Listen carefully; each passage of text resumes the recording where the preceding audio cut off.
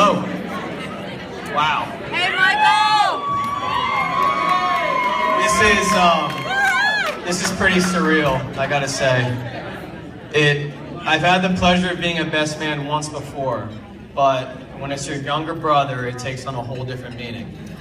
And it is 1,000 times more difficult, I can say that. So please, let me first start with acknowledging Jamie's family. Jack and Beth Callahan, her parents, Tommy and Kara, her older siblings. Guys, thank you so much. Thank you for throwing such a beautiful wedding. It was beyond picturesque today. And thank you for raising such a beautiful, wonderful daughter, and Jamie, to compliment my brother Chris. As well, I should thank you for welcoming him to your family in such an early stage. He's always had the nicest thing to say about you guys. Even more so, I can only imagine that the day you hand over your daughter's hand in marriage is going to be particularly challenging. Please allow me to say thank you. From the bottom of my heart, thank you for doing so. Thank you for trusting Jamie's trust in Chris and their decision, because I've never seen my brother happier. Thank you.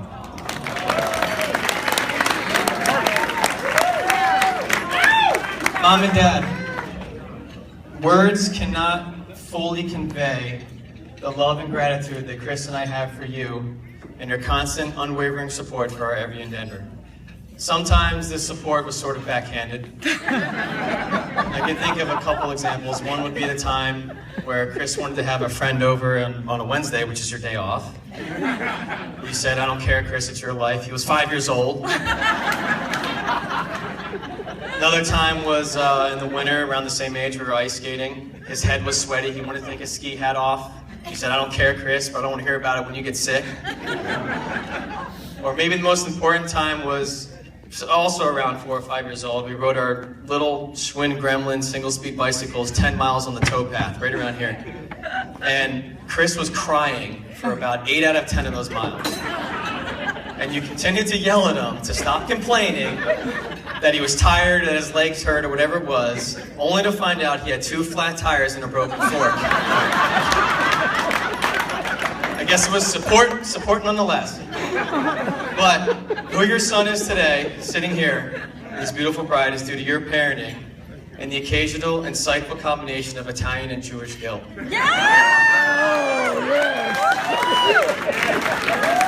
Michael! Yeah! Grandma and Grandpa, I don't know any 2 people in this world more fortunate to have 2 grandparents such as yourselves. Since we were little kids, we could always look to the bleachers and see you guys cheering us on. But more importantly, and most importantly, you've shown us that after 68 years of marriage, it's still possible to be in love and be happy. Thank you. Thank you to our families.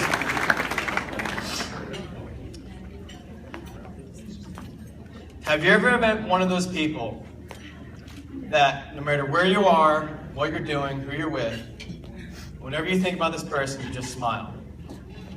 28 years ago, I started smiling and laughing, and I haven't stopped since. Chris was born, and I became the luckiest brother on the face of the earth. And what started as me torturing Chris in a high chair, force-feeding him strawberries until he bit me, it evolved into us doing pretty much everything together throughout middle school, high school, and most of college. Chris is one of those people that can walk into a room and make 10 friends instantly, and somehow people just always want to be around him. People always want to be around Chris, and you know it's going to be a good night because you're going to laugh until your stomach hurts, you're going to be grossed out and have to leave the room at least twice, and he's going to convince someone to do something unreasonable.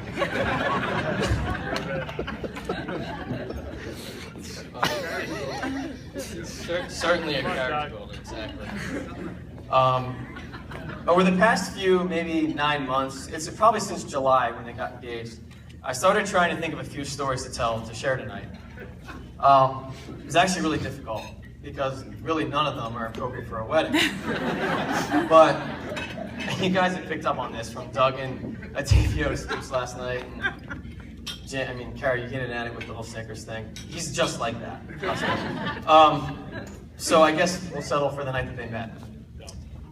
It was Triumph Brewery.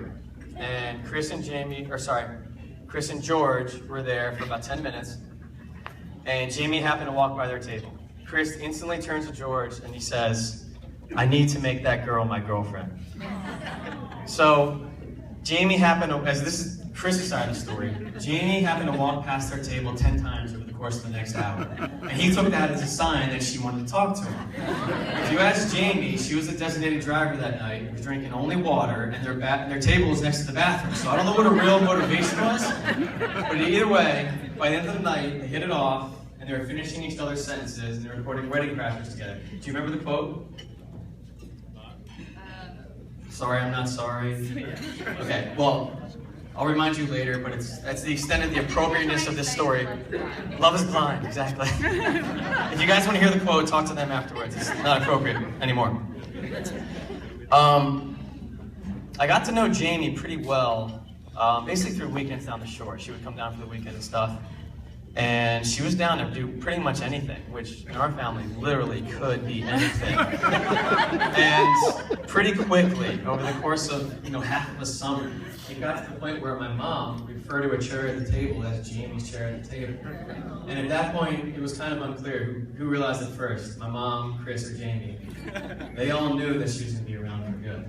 So fast forward to April 2013. I was talking to Chris one night. He was telling me, we're on the phone, he's telling me he's going to move to Charlotte. And so he and Jamie had been together for a while, and I asked him what they were going to do. He said that Jamie was going to look for a job in Charlotte and move down there to be with them. And at that point, we all knew it was a sealed deal. And in fact, as I fell asleep that night is when I started to write this speech in my head. So Chris, because I know you pretty much better than anybody else, I can honestly say that I've never met two people more perfectly suited to each other than you and Jamie. You should be cautiously proud of this, Jamie. I never thought there was another human being on this planet that could match his, interesting character traits. Subtle, very subtle. Very subtle. But interesting character traits, what do you call it? Good weirdness? I don't know what you want to call it. But it's the ability to constantly entertain, annoy, and surprise those around him with the next thing that you would never forget. It's really a unique trait. And I'm reminded of one quote from John Girac. He's an author about fly fishing, whatever. It goes, if people don't occasionally walk away from you shaking your heads, you're doing something wrong. Oh. Chris, and dare I say Jamie, very often are doing many things right. And you guys, Kara, thank you so much for doing the little dance thing, because I don't have to do it now, but his dance moves are equally as entertaining and something you'd remember at the end of the night. So Jamie, it's to you. During speeches like this, it's common to say that when the groom met his bride-to-be, he somehow changed.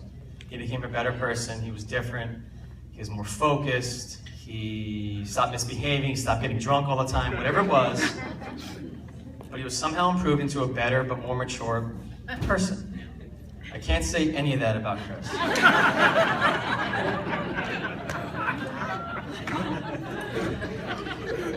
I won't say that he's more motivated, because he's always persisted and gotten what's important to him, such as asking you on a date for 5 weeks where you said yes. I won't say that he stopped drinking beer, because he works for a brewery and is really committed to being a good employee.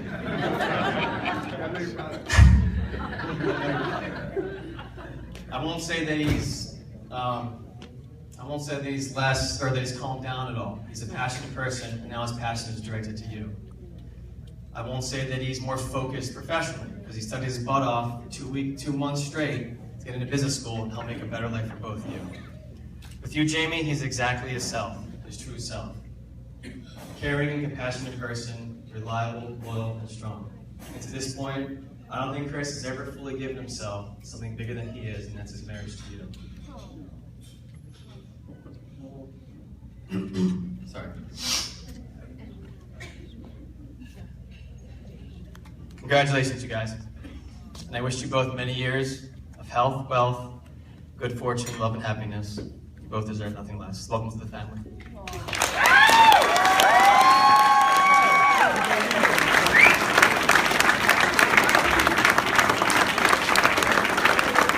One more time, ladies and gentlemen, a big round of applause for your best man.